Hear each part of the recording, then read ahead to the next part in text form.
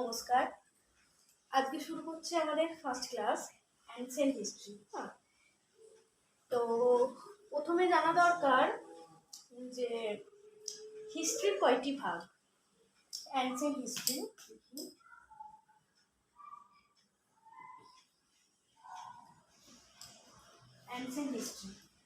এমনিতে আমাদের ইন্ডিয়ার হিস্ট্রি তিনটে ভাগ: ancient, medieval and modern history. তো আমাদের যেটা ফার্স্ট পড়তে হবে অ্যানসিয়েন্ট হিস্ট্রি। এই অ্যানসিয়েন্ট হিস্ট্রি থেকে প্রিলিমসেও কোশ্চেন আসে অ্যান্ড মেইনসেও কোশ্চেন আসে।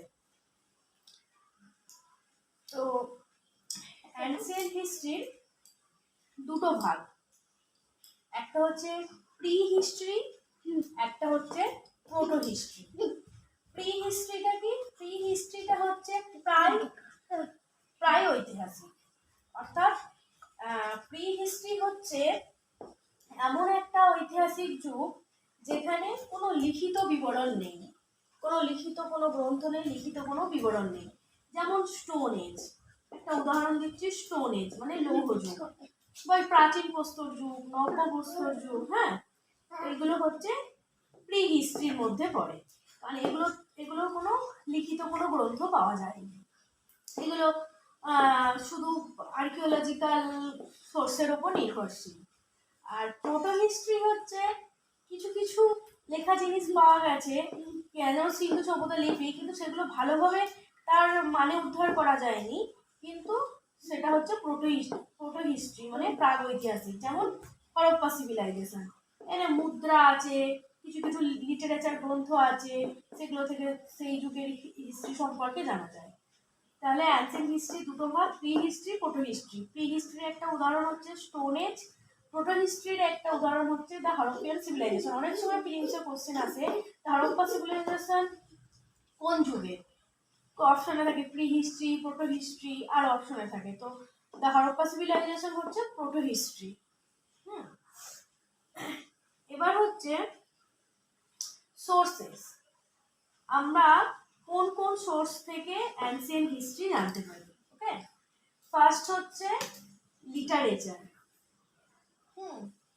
সেকেন্ড হচ্ছে আর্কিওলজিক্যাল, থার্ড হচ্ছে মনুমেন্টস, ফোর্থ হচ্ছে ইনস্ক্রিপশন অ্যান্ড ফিফথ হচ্ছে কয়েন্স। তো এবার লিটারেচার মানে আমরা জানি সবাই সাহিত্য, আর্কিওলজিক্যাল যেটা প্রত্নতত্ত্ব, মনুমেন্টস মানে বিভিন্ন মন্দির, বিভিন্ন যেগুলো স্তম্ভ, গম্বুজ, মানে শিল্প স্থাপত্য যেগুলো। আর হচ্ছে ইনস্ক্রিপশন হচ্ছে শিলালেখ আমরা পড়ি না, অশোকের শিলালেখ, জুনাগড় শিলালেখ, সেই সব শিলালেখ। আর কয়েন্স মানে হচ্ছে মুদ্রা। আগেকার প্রাচীনকালে রাজারা তো মুদ্রা ব্যবহার করতো, সেটা হচ্ছে কয়েন্স। এই মুদ্রা থেকেও আমরা অ্যানসিয়েন্ট হিস্ট্রি সম্পর্কে জানতে পারি। তাও এটাও হচ্ছে একটা সোর্স। যেমন উদাহরণ, সমুদ্রগুপ্ত যে মুদ্রা চালু করেছিলেন, সেই মুদ্রার মধ্যে সমুদ্রগুপ্তের বীণা বাদন নিয়ে ছবি দেখতে পাওয়া যায়। তো তা থেকে আমরা কি সিদ্ধান্তে আসতে পারি যে সমুদ্রগুপ্ত একজন সঙ্গীত প্রিয় মানুষ ছিলেন, এরকম আর কি। এরপরে এই সোর্সের মধ্যে এর কি লিটারেচারের কি শ্রেণীবিভাগ হবে, আর্কিওলজিক্যালের কি শ্রেণীবিভাগ হবে, সেগুলো পড়ব।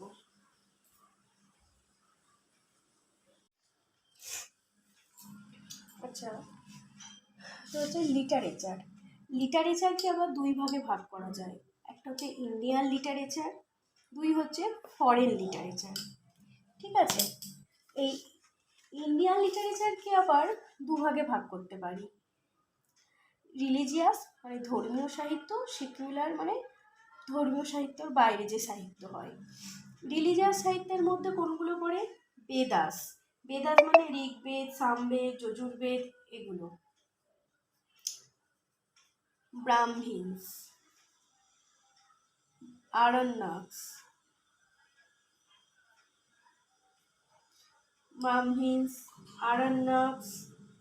and literature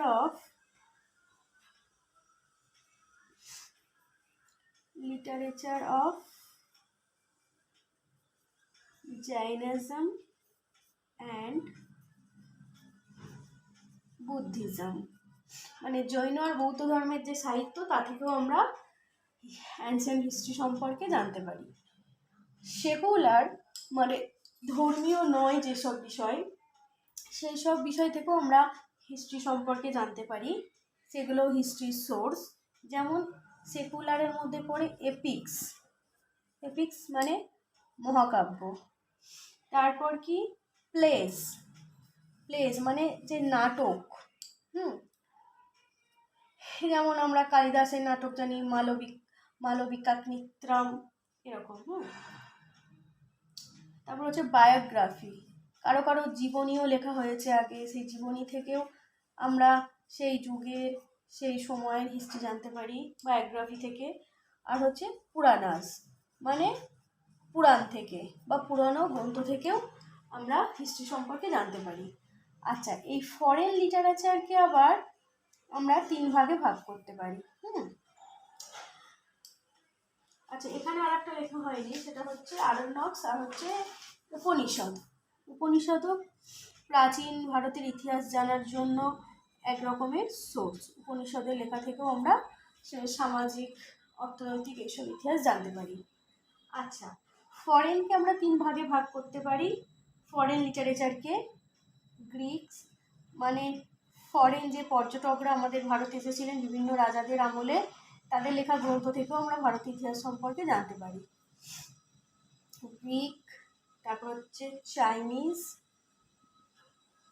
চাইনিজ আর হচ্ছে আরব মানে আরবিয়ান যেসব রাইটার ছিল। গ্রিক্সের মধ্যে কি কি? মেগাস্থিনিস, তারপর হচ্ছে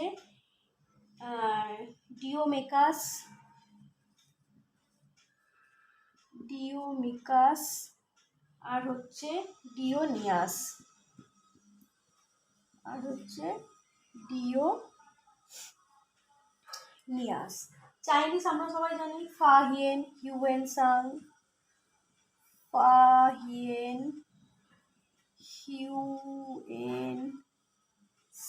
সাং আর হচ্ছে ইৎসিং।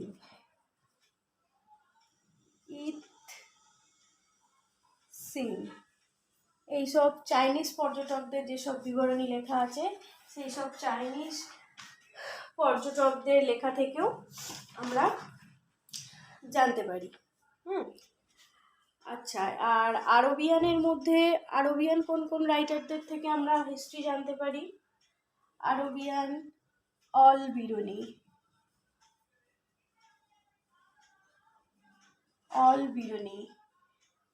লেখা তহকিক ই হিন্দ, সুলেমান এইসব আরবিয়ান রাইটার থেকেও আমরা প্রাচীন যুগের ইতিহাস সম্পর্কে জানতে পারি। ওকে, তাহলে ইন্ডিয়ান সাহিত্য মধ্যে কোনগুলো পড়ে, ফরেন সাহিত্যর মধ্যে কোনগুলো পড়ে, এবং তার যে শ্রেণীবিভাগ তার মধ্যে কোন কোন পর্যটক পড়ে সেটা জানলাম। এইবার এইগুলো এইভাবে যদি ছক খাতার মধ্যে তৈরি করে রাখো, নোট ডাউন করে রাখো, তাহলে এরপর এটাকে আগে ছক আকারে দেখে নিয়ে পড়ে নিয়ে তারপর যদি বইয়ে পড়ো তখন অনেক সুবিধা হবে।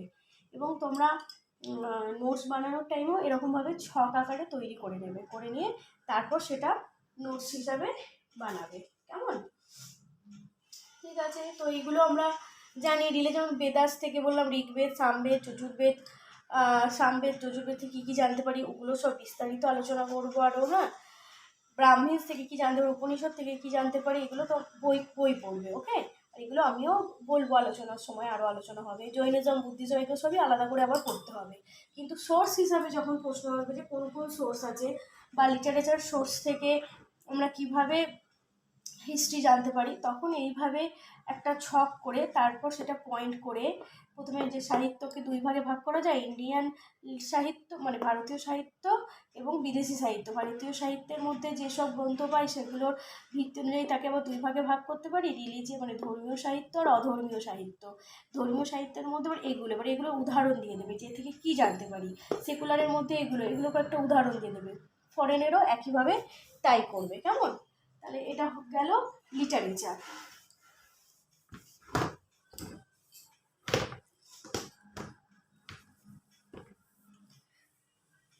আচ্ছা, তারপর যে সোর্স ছিল লিটারেচারের পর ছিল আর্কিওলজিক্যাল সোর্সেস। 2 নম্বরে দেখবে আর্কিওলজিক্যাল সোর্সেস ছিল।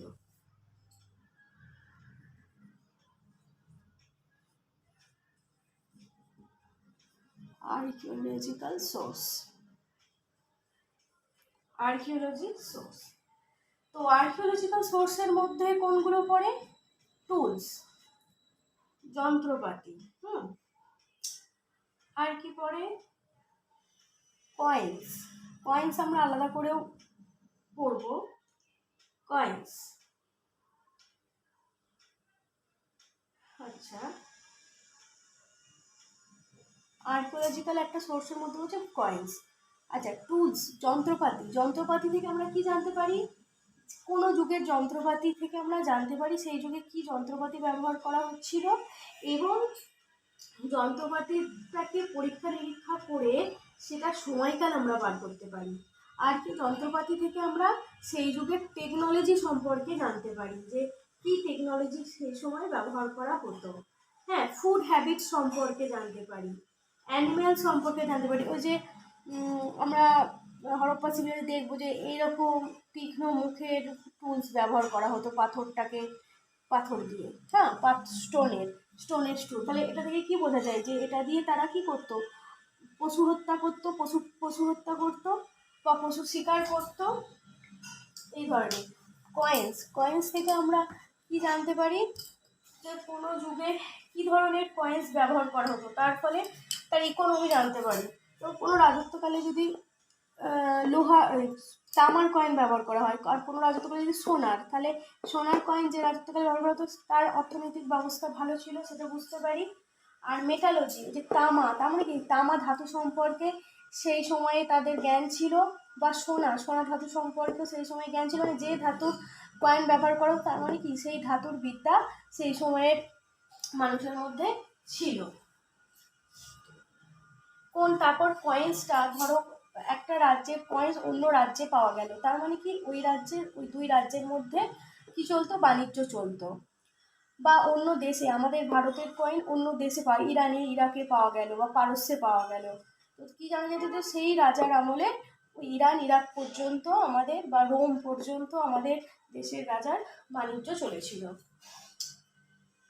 তাছাড়া সেটেলমেন্ট দেখে, আর্কিওলজিক্যাল সিভিলাইজেশন দেখে আমরা সামাজিক অবস্থান জানতে পারি। যেমন হরপ্পায় পড়বে, দেখবে বড় ধরনের ঘর, তার নিচে মানে ফার্স্ট সেকেন্ড থার্ড এরকম শ্রেণীবিভাগ ছিল ঘরের। তো সেই শ্রেণীবিভাগ থেকে বোঝা যায় যে উচ্চ শ্রেণীর, মধ্য শ্রেণীর এবং নিম্ন শ্রেণীর লোকের বাস ছিল সব রকমের। আচ্ছা, থার্ড যেটা ছিল সেটা হচ্ছে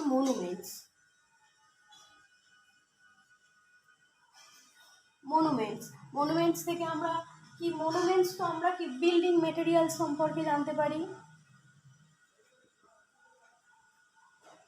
বিল্ডিং ম্যাটেরিয়াল মানে কোনো মন্দির তৈরি হয়েছে, রাজপ্রাসাদ তৈরি হয়েছে, সেই বিল্ডিংয়ে কি পাথর দিয়ে তৈরি হয়েছে, না কাঠ দিয়ে তৈরি হয়েছে, লোহা দিয়ে না ইট দিয়ে তৈরি হয়েছে, সেই ম্যাটেরিয়ালগুলো সম্পর্কে এবং সেই ম্যাটেরিয়ালগুলো কীভাবে ইউজ হয়েছে সেটার সম্যক ধারণা পাই।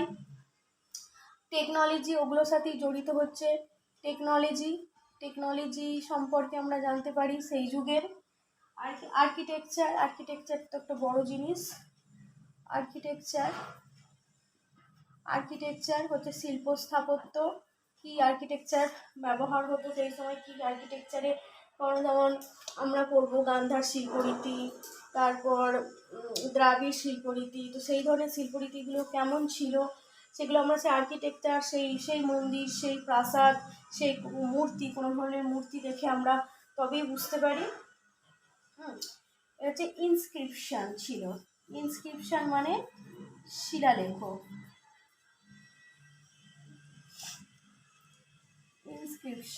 ইনস্ক্রিপশন মানে কি? শিলালেখ। ইনস্ক্রিপশন আমরা একটা রাজার রাজ্যটা কতদূর বিস্তৃত ছিল সেটা সম্পর্কে জানতে পারি। Extent of empire,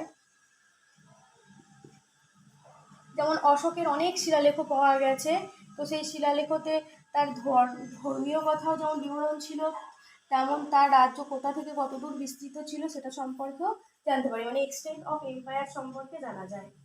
administrative system সম্পর্কে জানতে পারি। অ্যাডমিনিস্ট্রেটিভ সিস্টেম, অ্যাডমিন মানে প্রশাসনিক ব্যবস্থা সম্পর্কে জানতে পারি, কি ছিল সরকারি ব্যবস্থা কি ছিল আর কি, সেগুলো ইনস্ক্রিপশনে লেখা হতো, সেগুলো সম্পর্কে জানতে পারি। লজ সম্পর্কে মানে ল্যান্ড রিলেটেড লজ জানতে পারি, আইন ল্যান্ড রিলেটেড লজ সম্পর্কে জানতে পারি। যেমন সম্রাট অশোকেরই অনেক শিলালেখ আবিষ্কার হয়েছে যেখানে ভূমি সংস্কারের কথা, ভূমি আইনের কথা অনেক পাওয়া গেছে।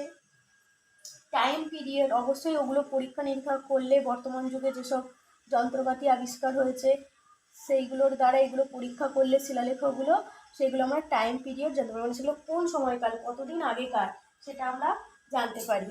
আর একটা এখানে ইম্পর্টেন্ট হচ্ছে ল্যাঙ্গুয়েজ কি লিখতে পারি, ল্যাঙ্গুয়েজ অ্যান্ড স্ক্রিপ্ট। ল্যাঙ্গুয়েজ মানে এটা এই শিলালেখগুলো অনেক ভাষাতে লেখা হতো, তো সেই সব ল্যাঙ্গুয়েজ সম্পর্কে আমরা যেমন খারষ্টি, পালি ভাষা, সংস্কৃত ভাষা তো ছিলই, বেশিরভাগ গ্রন্থ আগেকার দিনে সংস্কৃত ভাষায় লেখা হতো, আর সেই সময় কথ্য ভাষা ছিল পালি, তারপর আরও ছিল খরষ্টি ভাষা ছিল, আর একটা ভাষা আমরা পাবো পরে আরামিক ভাষা। তো সেই সব ভাষাগুলো কীরকম, সেই সব ভাষাগুলো কোন ভাষা কোন কালে ব্যবহার করা হতো সেই সব ভাষা সম্পর্কেও আমরা জানতে পারি। কেমন? আচ্ছা, তো এইগুলো যখন তোমরা নোটস তৈরি করবে এইগুলো ছোট করে নিজের মাথার মধ্যে রাখবে বা খাতাতে অল্প করে নোট ডাউন করে রাখতে পারো। এবার এইগুলো তোমার যদি মাথায় থাকে তুমি হয়তো নোটস তৈরিও করলে না, কথার কথা তুমি সোর্স সম্পর্কে যে দ্য সোর্স অফ হিস্ট্রি এই সম্পর্কে তুমি হয়তো তৈরি করলে না, নোটস তৈরি করলে না, কিন্তু এই জিনিসগুলো মনে রেখে দিলে যে কোন কোন সোর্স আছে আর সেই সোর্সের শ্রেণীবিভাগগুলো, যদি classification of the source of history, তখন এগুলো যদি তোমার মাথার মধ্যে থাকে এগুলোই হচ্ছে কন্টেন্ট। তুমি এগুলো দিয়ে আর বাকি উদাহরণগুলো যদি মনে রাখো, এখানে উদাহরণগুলো তো লেখা সম্ভব নয়, সেগুলো একটু বই থেকে পড়ে নিতে হবে, যে সেগুলো যদি মনে রাখো অবশ্যই সেটা থেকে একটা উত্তর লেখা যাবে, এমন কিছু অসুবিধা হবে না। এগুলো মুছে দিচ্ছি।